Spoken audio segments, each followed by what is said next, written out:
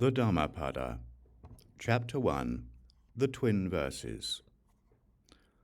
All that we are is the result of what we have thought. It is founded on our thoughts. It is made up of our thoughts. If a man speaks or acts with an evil thought, pain follows him, as the wheel follows the foot of the ox that draws the carriage. All that we are is the result of what we have thought. It is founded on our thoughts. It is made up of our thoughts. If a man speaks or acts with a pure thought, happiness follows him, like a shadow that never leaves him. He abused me, he beat me, he defeated me, he robbed me. In those who harbor such thoughts, hatred will never cease. He abused me, he beat me, he defeated me, he robbed me. In those who do not harbor such thoughts, hatred will cease. For hatred does not cease by hatred at any time. Hatred ceases by love. This is an old rule. The world does not know that we must all come to an end here. But those who know it, their quarrels cease at once. He who lives looking for pleasures only, his senses uncontrolled, immoderate in his food, idle and weak, Mara the tempter will certainly overthrow him, as the wind throws down a weak tree.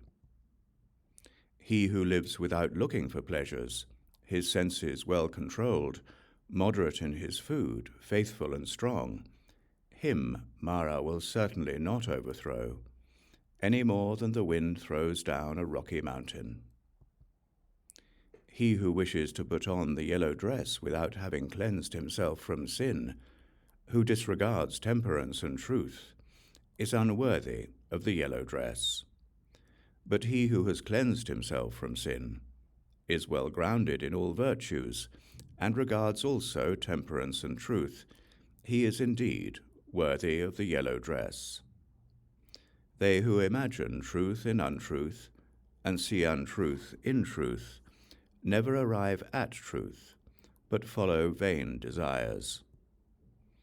They who know truth in truth, and untruth in untruth, arrive at truth and follow true desires.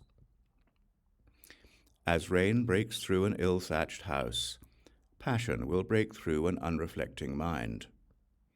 As rain does not break through a well-thatched house, passion will not break through a well-reflecting mind. The evildoer mourns in this world, and he mourns in the next. He mourns in both. He mourns and suffers when he sees the evil of his own work. The virtuous man delights in this world, and he delights in the next. He delights in both. He delights and rejoices when he sees the purity of his own work. The evildoer suffers in this world, and he suffers in the next. He suffers in both. He suffers when he thinks of the evil he has done. He suffers more when going on the evil path. The virtuous man is happy in this world, and he is happy in the next. He is happy in both. He is happy when he thinks of the good he has done. He is still more happy when going on the good path. The thoughtless man, even if he can recite a large portion of the law, but is not a doer of it, has no share in the priesthood, but is like a cowherd, counting the cows of others. The follower of the law, even if he can recite only a small portion of the law, but having forsaken passion and hatred and foolishness, possesses true knowledge and serenity of mind.